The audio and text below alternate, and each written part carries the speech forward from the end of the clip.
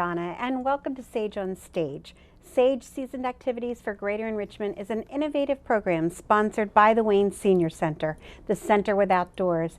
And today we have an amazing show for you. We are doing Science with Seniors and Gloria, the guitar with Gloria Hoffner, who is the owner of Science for Seniors and Guitar with Gloria.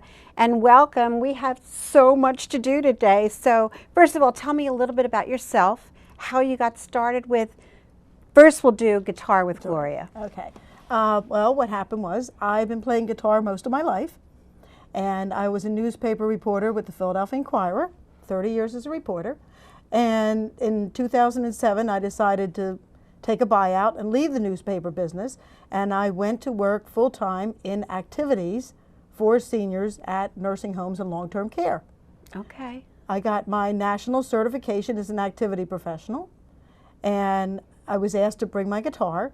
So I brought my guitar and started playing, and then people asked me to play other places, and that became Guitar with Gloria, which travels throughout the Delaware Valley and up to Lehigh Valley. Wow. With 1 hour of live guitar music, and I bring large print song sheets, and I bring little handheld jingle sticks for the residents, because my focus is not me entertaining. Okay. My focus is them being involved in the music. Okay, so you pick songs that they would know, things that they could sing?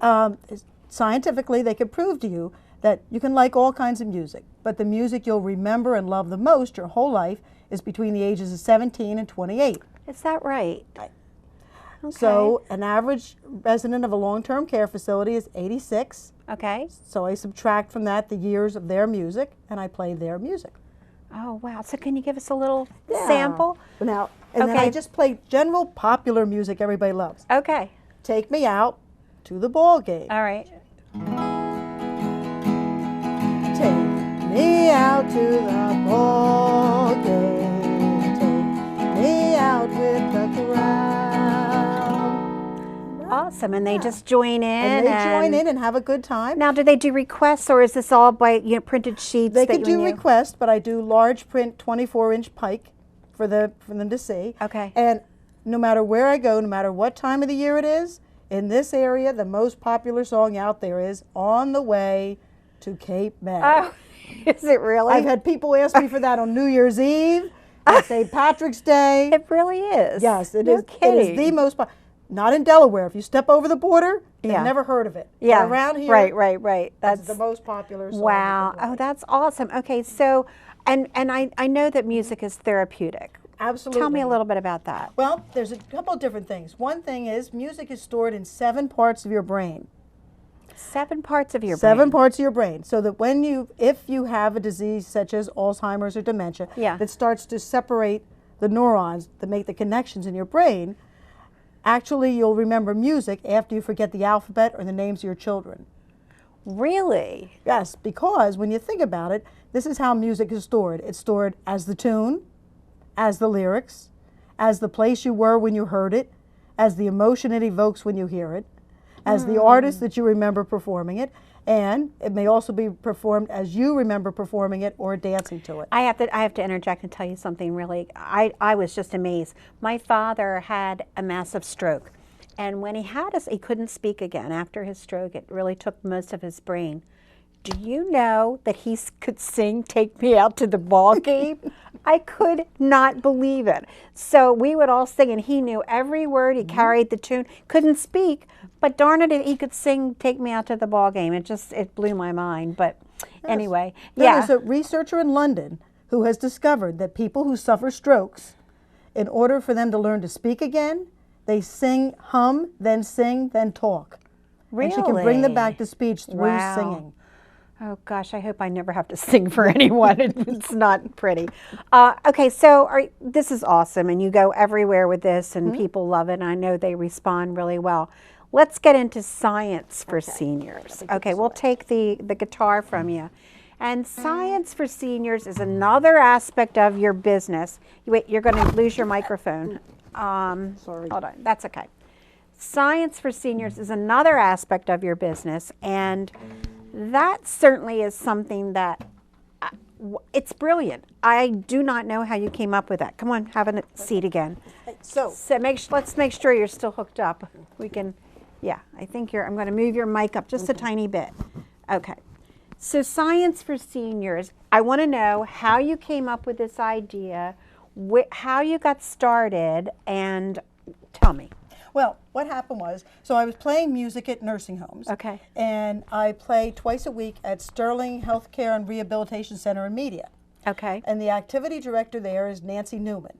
Okay. And they have parties and celebrations for every holiday. And I came to her one day and I said, how are you going to celebrate Sputnik Day? Which I made up. But it was going to be the 50th anniversary of the launching of Sputnik, the first artificial satellite ever. And remember, all these residents' ages, they were alive when that happened. Right. So she said, oh, I hadn't thought of that, but you do something and do that instead of your sing-along. So I came up with a program for Sputnik.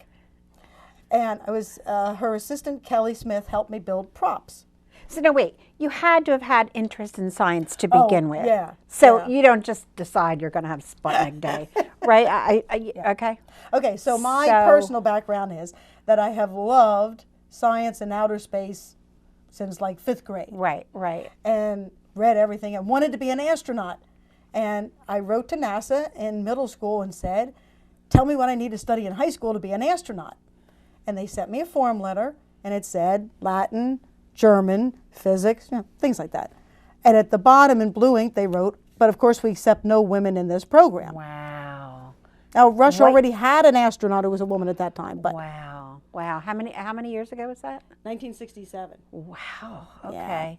So I love to write, and I ended up being a journalist. My degree from my bachelor's degree is in journalism with a minor in music. Because while I was in college to pay tuition, I used to play weddings every weekend. Okay. With the guitar. Okay. So I was a journalist. The last 20 years I was at the Philadelphia Inquirer. But as a hobby, I used to read books on astrophysics and string theory, which I still do. Okay. And people used to joke at lunchtime, you should join a club because none of the rest of us want to talk about inflationary universes. Okay. We're a small group. So so that's how I ended up doing the Sputnik program for the nursing home. Okay. So then you put all of these ideas together and it was a hit, right? Right, It because was a success. the Sputnik went over so well, they said, what do you want to do next month? And you came up with more. I came up with more. So, all right, give us a demonstration. Okay. So, for example, I call Gloria and I say, Gloria, can you come to our nursing home or our senior center and do an experiment? And we've got a few of them here. Give me an example of what you would do. Okay, so and you can stand if you like. Good. So what I do is every program that I do it all as fun facts, not this is this many feet tall, that sort of thing. Instead, you do the volcano program. You say, who's been to Hawaii and seen a volcano? Okay. Or who's been to Mount Etna and seen a volcano? That sort of thing. And then, so real volcanic rock that I let them pass around. This is young rock. Feel the weight of that. Right? But this is when it forms the crust of an island. Oh, okay. So much heavier it is, so they can feel it and the difference. Yeah. And then I do some fun things about the size of the rocks coming out of Mount St. Helens when it exploded were the size of a car. Oh. So that it gets visual ideas. Okay. And then after we do some fun facts about volcanoes and talk about them, and I show a very short video so they can see pictures of the volcano. Okay. Then every science program ends with an experiment and a demonstration. Okay. So this volcano, paper mache, they're all safe. People say that to me all the time. We're They're all hoping. safe. I've had some disasters doing shows, a cooking show for one. So what you want to do is, the volcanoes that are in Hawaii are shield volcanoes. That means they bubble up slowly and fill out over a hot spot in the earth and build up the islands that are in Hawaii. Okay. And people have said to me, do the Mentos experiment. You might have seen it on YouTube, where they put Mentos in soda and blow it up. But I don't do that because it doesn't represent a real volcano. All the science has to be real. Okay, so what are we putting in? First, there's hot water in here. Okay. This is a soda bottle. This is paper mache. Then I put a little food coloring just so it looks pink. Okay. Okay. So that's This looks food very coloring. professional. Okay. And then you put a little soap so it'll bubble out. Now, do you look up these formulas? Yes, or? I research everything ahead of time. I would never know where to start with something like this. And then This gonna is not put safe to do baking at soda. home. Oh, you can do this in your kitchen. Okay. And if I spill any of the baking soda, I just say it's the Oh, mountain on it's top. This is baking soda. Okay. Which is the Okay. hardest part here is getting the baking soda in the hole. You want me to get another one for you? No, that's going to be enough. Oh, okay. That should be enough. And then you add vinegar. Oh, Okay. that's how I clean my coffee pot. Right. with You'll have a baking very soda clean in. sink when you finish this too. Oh my And then you get a volcano. okay. Oh my gosh. Oh dear. See? Okay. All right. And if this was the real volcano happening in Hawaii, the soap suds that's puddling at the bottom of this tray, remember, would build up slowly until it became an island. Okay. And there's one forming right now, but it'll be 38,000 years before it's this hard and you can wow. build a house on it. Okay. Wow. Now, what are the responses that you get from it's experience like it's been amazing. I had a man come up to me and say that in World War II, he saw Mount Etna in Italy, and he's always wanted to know how that worked. Oh, so yeah. And so this is more of a visual that they can it's actually visual and it's feeling it. understand. And I'll show you some of the other things. I've had a woman, I do one on global warming with ice and that sort of thing. Oh. And a woman who had pretty advanced dementia, had stopped speaking, suddenly started talking and saying she had been in Antarctica, which first they were surprised she was speaking because you're losing that ability. And then they were like, oh, she couldn't have been in it. Yes, her and her husband, he had been in the service, they had been at every continent, and she had been in Antarctica. No kidding. And being at the science program reminded her of that. Okay. Oh wow. So okay, it's a memory lift as well. Yes, Okay. and it engages people in current events. Right. You know, things Sure, are happening and you can sure. show it, explain it. Okay. So let's do another one. Okay, so another one I like to do, fun facts. Okay. Now, have you ever wondered why no two snowflakes are alike? I don't think I have wondered why, but I don't know. But they always I tell will you, now. no two snowflakes are alike. Okay. Okay. Now, the problem is you're going to have to explain that to people. So what you do is, if you take boiling hot water and you Okay. take borax, laundry borax, and you take a pipe cleaner and you sit it in the borax, it will attract the crystals onto Oh my it. gosh! Look at that. And what you're what you're explaining is that when a snowflake, which starts off as a piece of dust with ice and snow forming around it, Okay. as it drifts through the atmosphere, no two snowflakes fall at the same rate or in the exact same spot. Okay. That's why they're all different. But because of the way that they fall, they're always six-sided. Wow! Look at that. So So when that you is- put this in the water, because the water is always different in every location, you'll always make different crystals Right. form, and then they can see how no two snowflakes are alike. So I'll never look at snowflakes again the same. Absolutely. Isn't that cool? All right, that is very cool. Yeah, yeah. And then you might say, okay, how? Now, this is salt. 40% of the world's population lives near a coastline. Okay. Right? Now think of all the people who live in Japan, or people who live in Cape May, New Jersey, or live in California. How do they get the salt out of the water so they can drink it as drinking water? Okay. Because why is it that it's water everywhere, but you can't drink salt water? Right. It's because your body can't process that much salt. You would actually physically die of dehydration if you started drinking nothing but salt water. Sure. Okay. So, to get salt out of salt water, this is just a little, you have to see this close. If you mix your own salt water up, I don't know if you can, and you take a piece of foil and you sit it out on a hot day, what's going to happen is the water will evaporate and leave behind the salt. Oh. And that is explaining how in Japan, in order to get fresh water, Yeah. they boil it, the water changes into steam, the salt's left behind, and the steam converts back into water, and that's their fresh drinking water. Well, you always heard about people who couldn't drink their water and they would always boil it. So now I know why. Yeah, and if you're in the Arctic, you can eat the very top of the windblown snow because the freezing cold will separate snow from Okay. salt. Okay, and I did look up. I always used to eat snow as a kid. Don't eat more. The government's regulations. People have asked me. The regulation is a cup and a half every 3 years. Oh, okay. I don't know who they made eat 2 I'll cups bring of my kilo, measuring but cup yeah, out when a cup it and a half, snows. no more than that every 3 years. Yeah. That's my limit. Okay. That's your limit. All right. Okay. All right, that's pretty cool. So if you want to do other fun things. Yeah. Now, I like to say to people, everybody hears, can you hear the ocean in a shell? Yeah. And people think that, right? Right, they think. Okay, Certainly. so take a listen. Okay. Oh yeah, definitely the ocean. Yeah. Yeah. Now, this is a king conch shell from the Bahamas, and shells are the exoskeleton of the creatures that live inside them. They're like a snail-like creature. So the way our skeleton is under our skin, their skeleton is over their body. And the skeleton grows with them as they grow. And the color of the shell is determined by what the creature inside the shell eats. Oh, So you're in warmer kidding. waters, they're more beautiful colors. And if you see a shell where the lines stop and start in color, it's Okay. because the growth pattern of the creature stopped and started. That's how the colors work. The growth pattern of Right. the So when you see these lines, Yeah. it means it started growing, stopped, instead of continuous. Wow. Yeah. I can't say that I knew that. But the truth of the matter is, I tell them they should try this with their grandchildren because they all listen to the shell. Right. You can get the exact same effect by putting a coffee cup over your ear. Oh, that's no Because you're not fun, really though. hearing the shell, you're not hearing the ocean, you're hearing the way your ear is funneling the air Sure. between your air and the Sure, cone. but it sounds exciting. But it sounds exciting and Yeah. it's pretty to look at. Yes. Yeah. Yes. Awesome. And then we do some things on, I do one on fish and like what creature is a fish? Okay. So the largest creature on the whole planet is a blue whale. But is a blue whale a fish? Nope.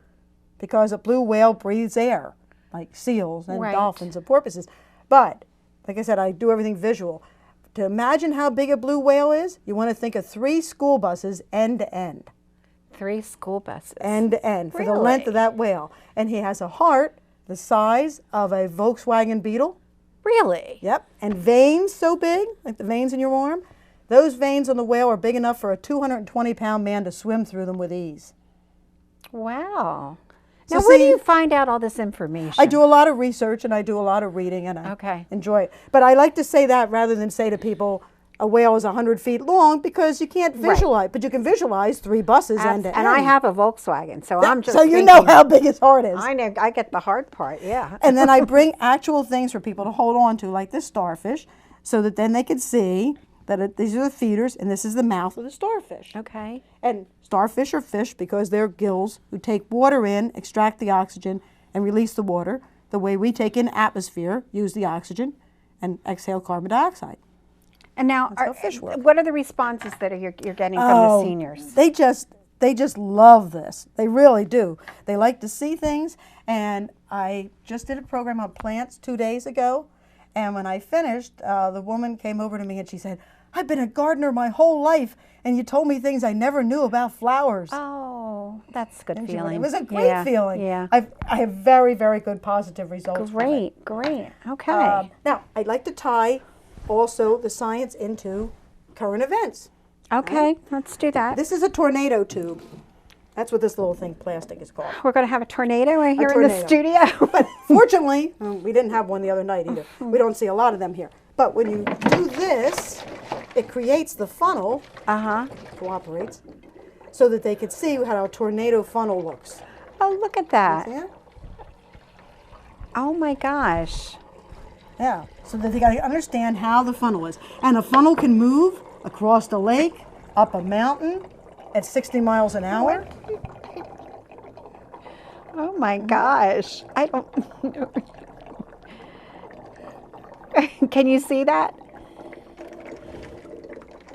Okay, I'm trying to get them to focus in on this. All right. Oh, it stopped. You might Oh, have to of start course again. it stopped. But it's gonna.